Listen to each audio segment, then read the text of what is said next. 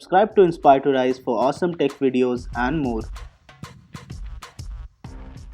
Hello folks, this is Aitanatha from inspiredrise.com and I have been making quite a lot of videos about smartphones, gadgets, etc. But there's one thing that I want to talk about. It's about battery technology. So one of my friends, Jay Padial from Startup Cafe, he always has his MacBook plugged into the power supply when he's using his MacBook. So one fine day when I went to his office, I saw that his MacBook was fully charged, the charger was green and still he had it plugged in. So my first question was, why do you do this? Doesn't your battery life get decreased by doing this? And wouldn't it affect the life of your MacBook? His first response was that nothing like this happens, it's all good, and MacBooks have a circuit breaker technology that as soon as your laptop is fully charged, the MacBook is fully charged, the charging process stops and it starts running on AC power. So I start to test out these things on my own. And I came to a thing known as battery cycles. So every battery that you use in any smartphone, in any laptop, in any gadget has a fixed number of cycles. And today we are going to talk about the same.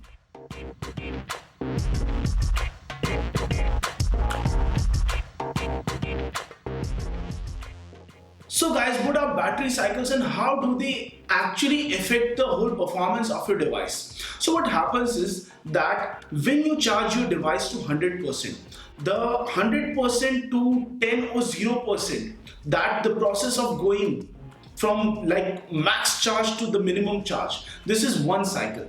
So the more cycles you use, the more your battery life depletes.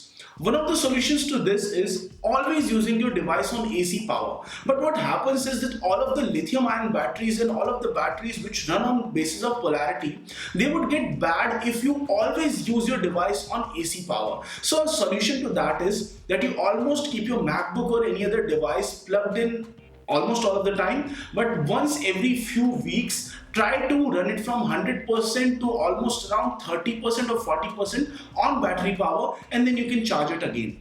One more thing about the batteries is that never try to fully drain your batteries. What happens to MacBooks is that if you try to drain the battery fully to 10% or 20%, the polarity is quite heavily affected. So the discharge, this huge heavy discharge, puts the battery into a deep discharge state, and then getting it back to the previous nice polarity state is something which gets very difficult to do. And this is the whole thing that you need to avoid deep discharges on your batteries, and always make sure that if you are somebody who is going to work on a device like a laptop or a MacBook for a long period of time, do make sure that they are charged almost fully. And if we talk about smartphones and other gadgets which have batteries, then make sure that you don't fully discharge them as often as you might be doing right now or in your current usage patterns. Try to avoid fully discharging your devices. That's the main point. And the other point is try to use your devices on AC power as much as you can. As many cycles as you can maintain on the batteries, try to do that, because if you do that and your battery life would be maintained for a longer period of time. Every product comes with a limited number of battery cycles, and if you exhaust those battery cycles in the first few months, you would see that the battery life of your product goes down drastically. So you would see that if you buy a new smartphone, if you buy a new laptop, anything, and if you use it in the way which is exactly opposite of what I told you, then your battery life would reduce drastically. So guys, this was it for this video. In case you like this one, don't forget to smash the thumbs up button. Do subscribe to Inspire to Rise for more awesome tech videos like this one. And guys, no matter what you do, stay inspired to rise.